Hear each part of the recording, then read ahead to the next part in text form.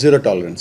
Verbal, physical, psychological বলেন, cyber harassment বলেন, এগুলো সব কিছুর ক্ষেত্রে আমাদের বোর্ডের জিরো টলারেন্স। দিবালোকের মতো পরিষ্কার, জাহানারার যৌন হয়রানির অভিযোগ বিসিবি কর্তাদের রাতের ঘুম হারাম করে দিয়েছে। একে একে ক্রিকেট বোর্ডের উইমেন্স উইংয়ের অনেকের নামই উঠে আসছে। চাপে বুলবুলরা, বর্তমানে এক পরিচালককে নিয়েও কথা উঠেছে। ক্রিকেট উন্নয়নে রবিবার শুরু হলো দুদিনের বাংলাদেশ ক্রিকেট কনফারেন্স, অথচ চারদিকে জাহানারার বিষয়টা নিয়েই প্রশ্ন শুনতে শুনতে যেন ক্লান্ত বিসিবি কর্তারা। Whether that is the president, whether that is the board director or any employee, যে জিনিসটা হয়েছে, if the allegations are true, it will not be tolerated. But at the same time, এই এতটুকু ইনভেস্টিগেশন যেহেতু একটা মানুষের personal লাইফের উপরে জিনিসটা দেওয়া হয়েছে, it will hamper their life also if it is not true.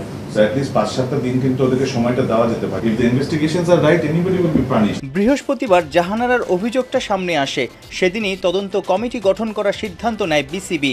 3 সদস্যের কমিটিতে ক্রিকেট বোর্ডের প্রতিনিধি হিসেবে আছেন পরিচালক রুবাবা দৌলা, কমিটির কনভেনার বিচারপতি অবসরপ্রাপ্ত তারিকুল হাকিম। কমিটি কমপ্লিটলি ইন্ডিপেন্ডেন্টলি কাজ করবেন এবং বলা হয়েছে যেভাবে প্রিভিয়াসলি যে নেক্সট 15 ওয়ার্কিং ডেজের মধ্যে ওনারা ওনাদের রিপোর্ট এবং রিকমেন্ডেশন সাবমিট করবেন। ওইটার একটি কপিও তারা বিসিবিতে সাবমিট করবেন এবং এনএসসিতেও একটি কপি জমা দিবেন। তো ওইটা পাওয়ার পরে তারপরে আমাদের হচ্ছে ফার্দার প্রসিডিওরগুলো আমরা শুরু করা হবে, কিভাবে কি অ্যাকশনে যাওয়া হবে কমিটির রিপোর্টের ভিত্তিতে। এবং আপনারা জানেন যে কমিটির ওনারা যারা আছেন, যে মেম্বারগুলো, ওনারা যথেষ্ট অভিজ্ঞ এবং ইনশাল্লাহ ওনারা প্রপারলি উইথ ডিউ ডিলিজেন্স জাজ করবেন। এবং ওনাদের কিন্তু স্কোপ অফ ওয়ার্ক শুধুমাত্র এই যেটি আমরা দেখেছি বা জাহানারা আলমের যেই ইনসিডেন্টটা ছিল বা উনি যেটা কমপ্লেইন রেজ করেছেন, শুধু সেটা না, এর বাইরেও যদি এর ধরনের কোনো কিছু ঘটে যায় সেগুলো ওনারা ফাইন্ড আউট করবেন এবং এগুলোর রেকমেন্ডেশনস দিবেন এবং ফার্দার স্টেপ আমরা তখন ডিসাইড করব। স্পটলাইটে জাহানারার ঘটনাটা একটু কি আড়ালে পড়ে গেল বিপিএল এর ফিক্সিং ইস্যু?